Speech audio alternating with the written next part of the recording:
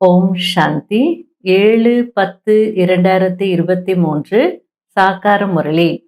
இன்று சிவ பகவான் கூறுகிறார், இனிமையான குழந்தைகளே, புத்தியை இங்கும் அங்கும் அலைய விடுவதற்கு பதிலாக வீட்டில், அதாவது பரந்தாமத்தில் தந்தையை நினைவு செய்யுங்கள். வெகு தூரம் வரை புத்தியை கொண்டு செல்லுங்கள். இதற்குதான் நினைவு யாத்திரை என்று சொல்லப்படுகிறது.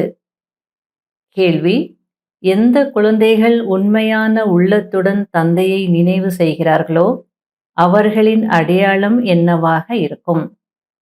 பதில்: உண்மையான உள்ளத்துடன் நினைவு செய்யும் குழந்தைகள் மூலமாக ஒருபோதும் எந்த பாவ கர்மமும் நடக்காது. தந்தைக்கு களங்கம் ஏற்படும்படியான செயல்கள் ஒருபோதும் அவர்கள் மூலமாக நடக்காது. அவர்களுடைய நடத்தை மிகவும் நன்றாக இருக்கும்.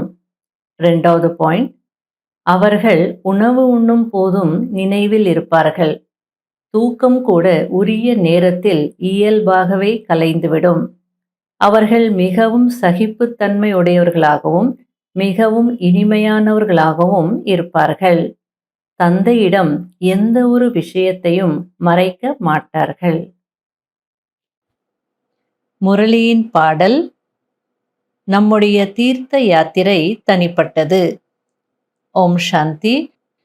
தந்தை அமர்ந்து குழந்தைகளுக்கு புரிய வைக்கிறார்.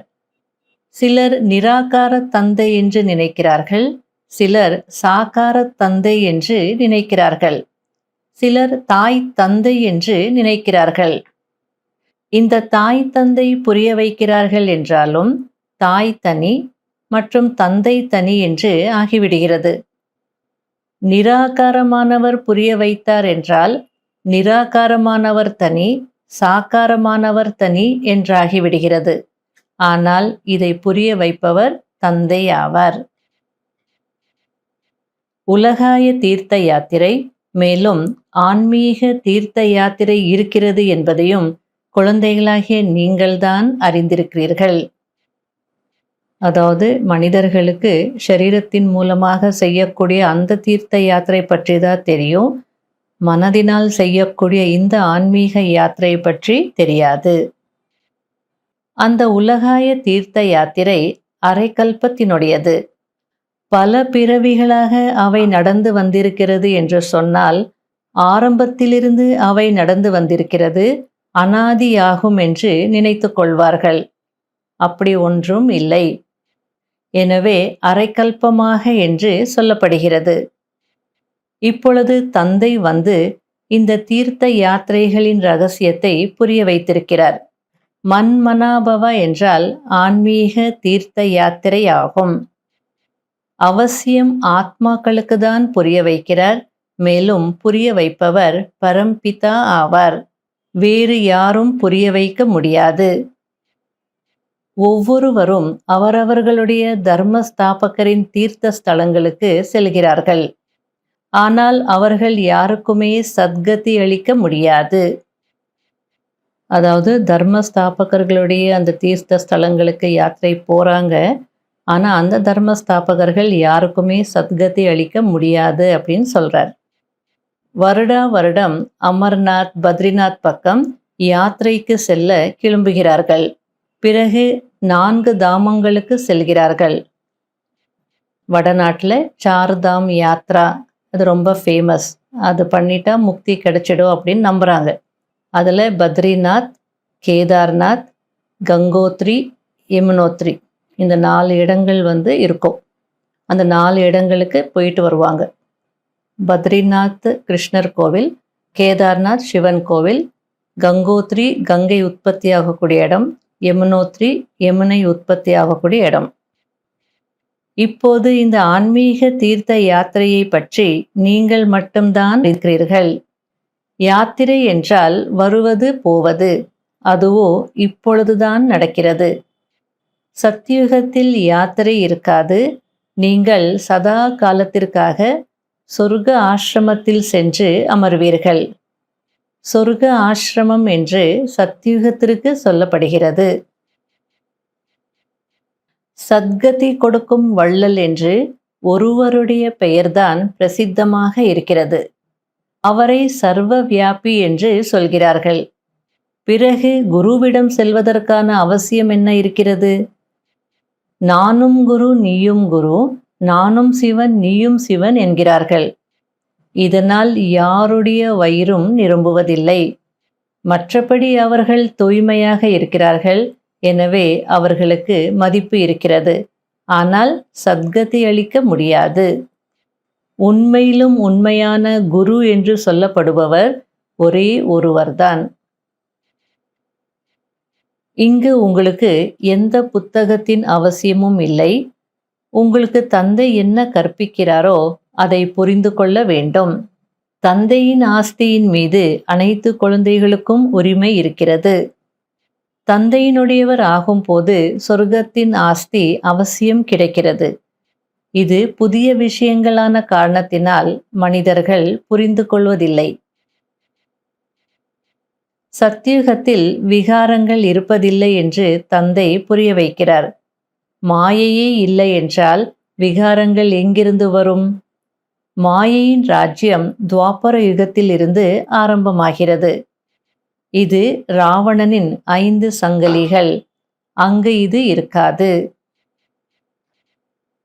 குழந்தைகளே, இந்த ஆன்மீக யாத்திரையில் நீங்கள் நிரந்தரமாக புத்தி யோகத்தை ஈடுபடுத்த வேண்டும். இது மிகவும் சகஜமானது. பக்தி மார்க்கத்தில் கூட அதிகாலையில் எழுந்திருக்கிறார்கள். ஞான மார்க்கத்தில் கூட அதிகாலையில் எழுந்து தந்தையை நினைவு செய்ய வேண்டும். மற்றபடி எந்த புத்தகத்தையும் படிக்க வேண்டிய அவசியம் இல்லை. என்னை நினைவு செய்யுங்கள் என்று மட்டும் கூறுகிறார். ஏனென்றால் இப்பொழுது சிறியவர்கள் பெரியவர்கள் அனைவருக்கும் மரணம் எதிரிலேயே இருக்கிறது. மரணத்தின் நேரத்தில் பகவானை நினைவு செய்யவில்லை என்றால் சொர்க்கத்திற்கு செல்ல முடியாது. எனவே தந்தை கூட மன்மனாபவ என்று கூறுகிறார். இந்த தேகத்தை கூட நினைவு செய்யக்கூடாது. ஆத்மாக்களாகிய நாம் நடிகர்கள், சிவ்பாபாவின் குழந்தைகள். எனவே நினைவு செய்து கொண்டே இருக்க வேண்டும். யாரிடமும் சண்டை சச்சரவு செய்யக்கூடாது. அது மிகவும் நஷ்டத்தை ஏற்படுத்தும். யாராவது ஏதாவது சொன்னாலும் கேட்டும் கேட்காமல் இருந்துவிட வேண்டும். எதிர்த்து பேசி சண்டை ஏற்பட்டுவிடக் கூடாது. ஒவ்வொரு விஷயத்திலும் சகிப்புத்தன்மை உடையவராக இருக்க வேண்டும். தந்தை தந்தையாகவும் இருக்கிறார், தர்மராஜாகவும் இருக்கிறார் என்பதை புரிந்து கொள்ள வேண்டும். எந்த விஷயமாக இருந்தாலும் தந்தைக்கு சமாச்சாரம் கொடுங்கள். பிறகு தர்மராஜரிடம் போய் சேர்ந்துவிடும். பிறகு தண்டனைக்கு ஆளாகி விடுவார்கள். நான் சுகம் கொடுக்கிறேன், துக்கம் அல்லது தண்டனையை தர்மராஜர் கொடுக்கிறார் என்று தந்தை கூறுகிறார். எனக்கு தண்டனை கொடுப்பதற்கான அதிகாரம் இல்லை. என்னிடம் கூறுங்கள், தண்டனை தர்மராஜர் கொடுப்பார். தந்தைக்கு சொல்வதினால் லேசாகி விடுவீர்கள். ஏனென்றால் இவர் வலது கரமாக இருக்கிறார். எவ்வளோ அழகா பாபா புரிய வச்சிட்டு இருக்கிறார். தவறுகளையும் செய்துட்டு பாவங்களையும் செய்துட்டு மறைக்காதீங்க. நான் தந்தைக்கு தந்தையாகவும் இருக்கிறேன், தர்மராஜாகவும் இருக்கிறேன் அப்படின்னு எச்சரிக்கிறார். இருந்தாலும் தந்தை ரூபத்தில் நான் சுகம்தான் கொடுக்குறேன். ஆனால் தண்டனை யார் கொடுப்பாங்க? தர்மராஜர் கொடுத்துருவார். எனக்கு தண்டனை கொடுப்பதற்கான அதிகாரம் இல்லை அப்படின்றார். நீங்கள் என்கிட்ட சொன்னீங்கனாலே அந்த மெசேஜ் அங்கே போயிடும் அப்படின்றார். இது 2 அர்த்தத்தில் புரிஞ்சுக்கலாம். சிவபாபா கிட்டே சொன்னாலே அது தர்மராஜர்கிட்ட போயிடும். இல்லை பிரம்மா பாபாவுக்கு சொன்னாலும், சாக்காரத்தில் பிரம்மா இருக்கும்போது சொல்லுவாங்க. அப்படி சாக்காரத்தில் பிரம்மாவிடம் சொன்னாலும் மெசேஜ் அங்கே போயிடும். எனக்கு தண்டனை கொடுக்கறதுக்கு அதிகாரம் இல்லை, தர்மராஜர் தான் தண்டனை கொடுப்பார் அப்படின்னு சொல்கிறார். ஆக மொத்தம் இவரிடம் சொன்னாலே போதும், லேஸ் ஆயிடுவீங்க. ஏன்னா இவரும் யார்? பிரம்மாவும் சிவபாபாவுடைய வலது கரமாக இருக்கிறார். சத்குருவை நிந்திப்பவர்கள் எந்த பதவியும் அடைய முடியாது. யாருடைய குற்றம் என்ற தீர்ப்பை தர்மராஜர் தான் அளிப்பார். அவரிடமிருந்து எதையும் மறைக்க முடியாது. சிலர் டிராமா பிளான் அனுசாரம் தவறு செய்துவிட்டேன், போன கல்பத்திலும் இப்படிதான் நடந்திருக்கும் என்று சொல்கிறார்கள். அதாவது ஒரு சிலர் டிராமா பாயிண்ட்டை கூட தவறாக யூஸ் பண்ணுறாங்க, மிஸ்யூஸ் பண்ணுறாங்க. ஏதாவது தவறு செய்திருவாங்க, ஆனால் நான் தவறு செய்தேன்னு உணர்றதில்ல. போன கல்பத்திலே நான் செய்திருந்த போல, அதனால தான் இந்த கல்பத்திலையும் நடந்துடுச்சு அப்படின்னு சொல்லுவாங்க. இப்படியே செய்துட்டு இருந்தா தவறு செய்யாதவர்களாக எப்போ ஆவீங்க அப்படின்னு பாபா கேட்குறார். தவறு ஏற்பட்டால் மன்னிப்பு கேட்க வேண்டி இருக்கும். வங்காளத்தில் பிறருடைய பாதத்தின் மீது தன்னுடைய பாதம் பட்டுவிட்டது என்றால் உடனே மன்னிப்பு கேட்பார்கள். ஆனால் இங்கோ ஒருவரை ஒருவர் திட்ட ஆரம்பித்து விடுகிறார்கள். அதாவது பாபா நடத்தை நல்லா இருக்கணும், ஒரு எக்ஸாம்பிள் சொல்லி புரிய வைக்கிறார். நம்ம கால் யார் கால் மீதாவது பட்டது அப்படின்னா உடனே சாரி கேட்கணும். ஆனால் இப்போ மனிதர்களுடைய மென்டாலிட்டி மாறிடுச்சு. யாரும் சாரி கேட்க மாட்டாங்க. உனக்கு சரியாக கூட உட்கார தெரியலையா அப்படின்னு கேட்பாங்க. அப்போ அவங்க என்ன பதில் சொல்வாங்க? சரி, எனக்கு சரியாக உட்கார தெரியல, உனக்கு சரியாக பார்த்து போக தெரியாதா அப்படின்னு கேட்பாங்க. வெளியில் இருக்கக்கூடியவங்களே மன்னிப்பு கேட்குறாங்க, ஆனால் இங்கே வந்து இது போல் சண்டை போட்டுக்கிறாங்க அப்படின்றார். நடத்தை மிகவும் நன்றாக இருக்க வேண்டும். தந்தை நிறையவே கற்பிக்கிறார், ஆனால் புரிந்து கொள்ளவில்லை என்றால் இவருடைய பதிவேடு மோசமாக இருக்கிறது என்று புரிந்து கொள்ளப்படுகிறது. தந்தைக்கு நிந்தனை செய்வித்து கொண்டே இருக்கிறார்கள் என்றால் பதவி கீழானதாக ஆகிவிடும். பல பிறவிகளின் விகர்மங்களின் சுமையோ இருக்கவே இருக்கிறது. அதற்கான தண்டனையை அனுபவித்தே ஆக வேண்டும். பிறகு இங்கு இருந்து கொண்டு பாவகர்மங்கள் செய்கிறார்கள் என்றால் அதற்கு 100 மடங்கு தண்டனை கிடைத்து விடுகிறது. தண்டனை அடைந்தே ஆக வேண்டும். அடுத்தது பாபா தந்தையின் அறிமுகம் கொடுக்க வேண்டும். அமர்ந்து இவரை பார்த்து கொண்டே இருக்க வேண்டும் என்பதில்லை. சிவ் பாபாவை நினைவு செய்யுங்கள், இல்லை என்றால் பாவம் ஏற்பட்டுவிடும் என்று புரிய வைத்திருக்கிறார். அதாவது சாக்காரத்தில் பிரம்மா பாபா இருக்கும் போது புதுசாக யாராவது வந்தால் நேரடியாக இங்கே கூட்டிகிட்டு வந்து உட்கார வச்சிடாதீங்க. முதல்ல சிவ் பாபாவின் அறிமுகத்தை கொடுத்துட்டு அப்புறமா கூட்டிகிட்டு வாங்க. இல்லைன்னா அவங்களுக்கு என்ன தெரியும், வந்து என்னையே பார்த்துட்டு இருப்பாங்க. அதனால் என்னை பார்க்கணுன்ற அவசியம் இல்லை. என்னை பார்க்கறதுனால பாவ கர்மங்கள் அழியாது. என்னை நினச்சா இன்னும் பாவம் ஆயிடும், மனிதர்களை நினைக்கிற பாவம். ஆகையால் நீங்கள் சிவபாபாவை நினைவு செய்யுங்கன்னு சொல்லி கூட்டிட்டு வாங்க அப்படின்றார். இது மிகவும் உயர்ந்த குறிக்கோள். சித்தி வீட்டிற்கு போவது போல் அல்ல. பக்தி மார்க்கத்தில் கூட ஞானக்கடல், ஆனந்த கடல் என்று எவ்வளவு மகிமை செய்கிறார்கள். அதே தந்தை இப்போது நமக்கு கற்பிக்கிறார். இந்த விஷயங்கள் வேறு யாரும் கற்பிக்க முடியாது. நல்லது. இனிமையிலும் இனிமையான காணாமல் போய் கண்டெடுக்கப்பட்ட செல்ல குழந்தைகளுக்கு மாத் பிதா பாப் தாதாவின் அன்பு நினைவுகள் மற்றும் காலை வணக்கம். ஆன்மீக குழந்தைகளுக்கு ஆன்மீக தந்தையின் நமஸ்காரம். கடைபிடிக்க வேண்டிய முக்கியமான சாராம்சம். முதல் பாயிண்ட், யாரையும் எதிர்கொள்ளக்கூடாது, அதாவது விரோதம் கொள்ளக்கூடாது. யாராவது ஏதாவது சொன்னாலும் கேட்டும் கேட்காதது போல் இருந்துவிட வேண்டும். சகிப்புத்தன்மை உடையவர் ஆக வேண்டும்.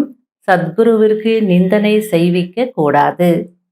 2வது பாயிண்ட், தன்னுடைய ரிஜிஸ்டரை கெடுத்து கொள்ளக்கூடாது. தவறு நடந்துவிட்டால் அதை தந்தையிடம் சொல்லி மன்னிப்பு பெற்றுவிட வேண்டும். தந்தையை மேலே நினைவு செய்யும் பழக்கத்தை ஏற்படுத்தி கொள்ள வேண்டும். வரதானம், சைலன்ஸ் சக்தி மூலம் சேமிப்பு கணக்கை அதிகரிக்கக்கூடிய உயர்ந்த பதவியின் அதிகாரி ஆகுங்கள். எப்படி நிகழ்காலத்தில் விஞ்ஞான சக்தியின் பிரபாவம் அதிகமாக இருக்கிறது, அல்ப காலத்திற்கான பிராப்தி கிடைத்து கொண்டிருக்கிறது. அதுபோல் சைலன்ஸ் சக்தி மூலம் சேமிப்பு கணக்கை அதிகரியுங்கள். தந்தையினுடைய தெய்வீக பார்வையினால் தனக்குள் சக்தியை சேமிப்பு செய்யுங்கள். அப்போது சேமிக்கப்பட்டதை தக்க சமயத்தில் பிறருக்கு கொடுக்க முடியும். யார் பார்வையின் மகத்துவத்தை அறிந்து சைலன்ஸ் சக்தியை சேமிப்பு செய்கிறார்களோ அவர்கள்தான் உயர்ந்த பதவியின் அதிகாரி ஆகிறார்கள். அவர்களுடைய முகத்தில் குஷியின் ஆன்மீக ஜொலிப்பு தென்படும். ஸ்லோகன்: அட்டென்ஷன் இயல்பானதாக இருந்தது என்றால் எந்த விதமான டென்ஷனும் ஏற்பட முடியாது. ஓம் சாந்தி. இன்றைய அவ்யக்த சமிகை: சதா வெற்றியாளர் அல்லது வெற்றி மூர்த்தி ஆகுவதற்கு தன்னுடைய நிலையை இச்சா மாத்திரம் அவித்யா, அதாவது ஆசை என்றால் என்னவென்றே தெரியாததாக ஆக்கிக் கொள்ளுங்கள். ஒருவேளை தான் வெற்றி மூர்த்தி ஆகவில்லை என்றால் அநேக ஆத்மாக்களின் எண்ணங்களை பயனுள்ளதாக ஆக்க முடியாது. நிரம்பியவராக ஆகவில்லை என்றால் ஆசைகள் அவசியம் இருக்கும். ஏனென்றால் நிரம்பியவராகிய பிறகுதான் ஆசை என்றால் என்னவென்றே தெரியாத நிலை ஏற்படும். ஓம் சாந்தி. கருமங்கள் செய், அதில் நல்லதே செய், தர்மத்தின் முன் நிற்க வேண்டும். ஒரு நாள் நீ நிற்க வேண்டும்.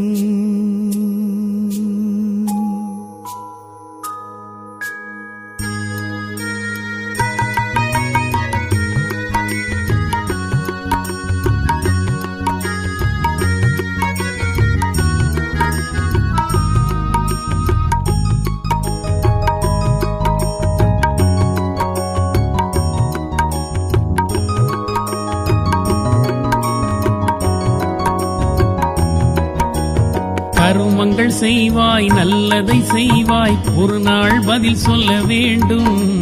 தர்மம் உன்னை கேட்கும்.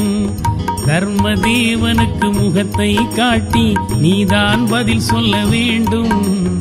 நீதான் பதில் சொல்ல வேண்டும். நீதி தேவனே உன் முன் வருவான். நீ உன்னை ஆயத்தம் செய்வாய். நீ உன்னை ஆயத்தம் செய்வாய். கருமங்கள் செய்வாய், நல்லதை செய்வாய், ஒரு நாள் பதில் சொல்ல வேண்டும். தர்மம் உன்னை கேட்கும். நல்லதை செய், என்றும் நல்லதை செய். நல்லதை செய், என்றும் நல்லதை செய்.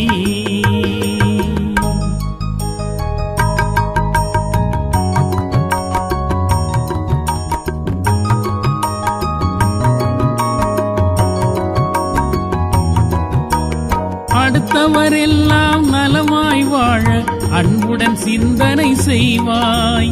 கெடுமனத்தார்க்கும் நல்லதை செய்வாய். அவர் மனம் திருந்திட காண்பாய். பாவங்கள் செய்து நண்பரை இழந்து வெட்கத்தினால் தரை பார்க்கும் தீவினையை செய்யாதே. பாவங்கள் செய்து நண்பரை இழந்து வெட்கத்தினால் தரை பார்க்கும் தீவினையை செய்யாதே. கருமங்கள் செய்வாய், நல்லதை செய்வாய், ஒரு நாள் பதில் சொல்ல வேண்டும். தர்மம் உன்னை கேட்கும்.